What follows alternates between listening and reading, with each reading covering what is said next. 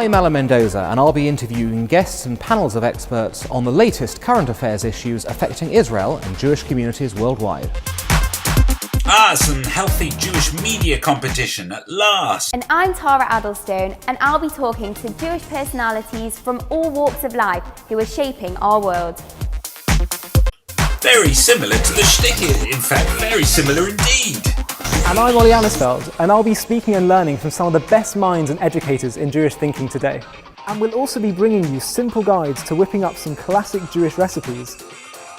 What we're seeing in JTV is a great innovation coming out of Britain, and it's good for Australians as well as the Brits, because otherwise it's only American Jewish television that gets a look in. There's more, and there's plenty more stories to be told. Looking forward to hearing them. JTV is an exciting new YouTube channel dedicated to bringing you everything Jewish. And this is a channel for everyone, whether you're Jewish or not Jewish, observant or not observant.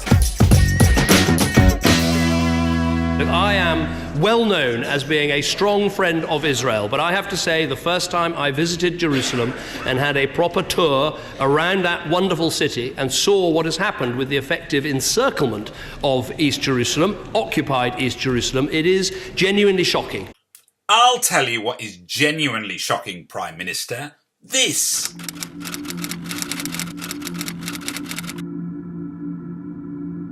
ما عندنا قنبلة نووية قنبلة نووية بمعنى كم صاروخ من عنا زائد هول حاويات الأمونيا بحيفا نتيجة قنبلة نووية وبيقول لك إنه يجي كم صاروخ ينزلوا بهاي الحاويات بمنطقة يسكنها 800,000 نسمة يقتل منهم عشرات الآلاف. So what this government has consistently done and gone on doing is saying, yes, we are supporters of Israel, but we do not support illegal settlements. We do not support what is happening in East Jerusalem. And it's very important that this capital city is maintained in the way it was in the past.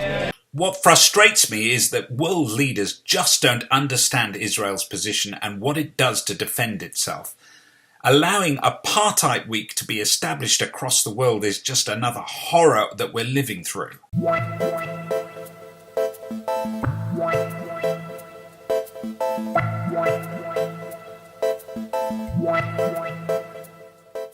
Now, you may well be thinking that this is some sort of Israeli propaganda, when in fact it's nothing more than the world's press accusing Israel of apartheid and dedicating a whole week to it.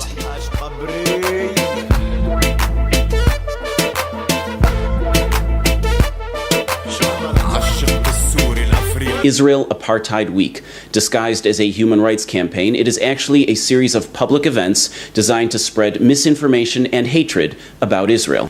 But is any of what they say actually true? Can we just define what apartheid is, please? Apartheid, according to Webster's dictionary, is racial segregation, specifically a formal policy of political and economic discrimination against non-European groups in the Republic of South Africa.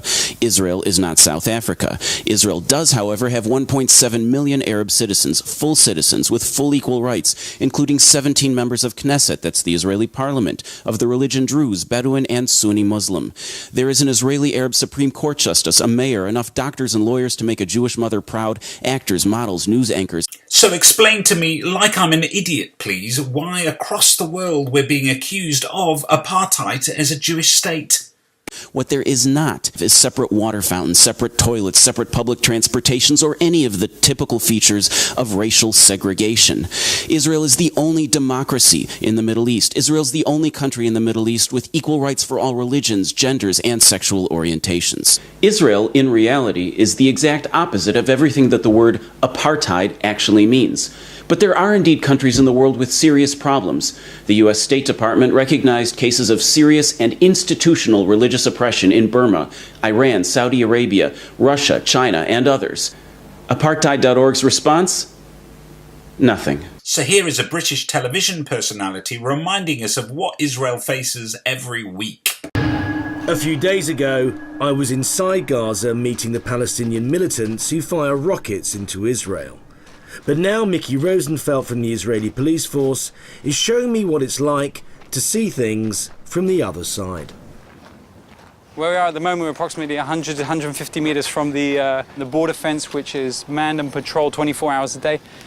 People who have visited in the past have been shot at. It's got to keep fairly low, fairly safe, and take into consideration that there isn't just a threat from security of Qassam rockets that are being fired. So, Mickey, that's Gaza, yeah? That's correct. What we have in front of us is Gaza City.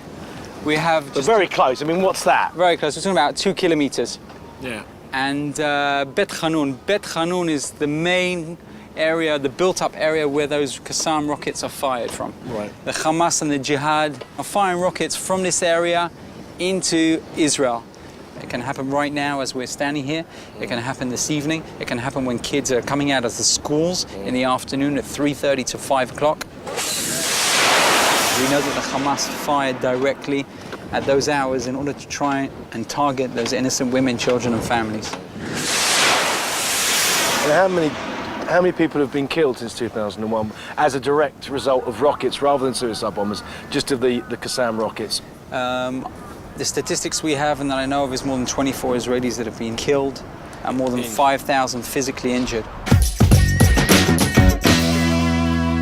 Back in December here in Melbourne, a local councillor by the name of Oscar Lobo made comments in the chamber during a debate about gun protection for Jewish communities, where he said the Jewish community wouldn't have to worry about being attacked if they didn't draw attention to themselves. That's his opinion. Is that anti-Semitism? I'm not so sure, but of course the council is sure because they just censored Oscar Lobo for his remarks. That, I think, is a worrying move, simply because we should be very cautious about accusing people of anti-Semitism unless it's absolutely certain that that's what they've done. And now, one of the greatest examples of the Melbourne Jewish community looking after itself. Hatzalah, where did it come from? Who started it and why? Hatzalah Melbourne was established in 1995 following a number of tragic incidents. Melbourne has more Holocaust survivors than anywhere outside Israel. Many of them retained a morbid fear of sirens, uniforms, and being taken away. So they didn't call ambulances and sometimes paid with their lives. 4 young men from the Adass Israel community dreamed of doing something about it. I was davening in Adass Israel shul one morning, and there was a person collapsed, and I had no idea what to do, and this person passed away. Old Mr. Holzer was feeling unwell one Friday night. He had chest pains and they didn't call an ambulance, and he did pass away. Myself and the 3 other guys decided that we'll try to copy the role model of Hatzalah in America. And they felt that if there was a Hatzalah, if there was a concept which everybody knew of in the world, and if we had such a concept in Melbourne, we could have made a difference. We had these dreams that everyone thought we were crazy. No one thinks you're crazy now. Thank you to everyone involved in Hatzalah and keep up that extraordinary work here in Melbourne.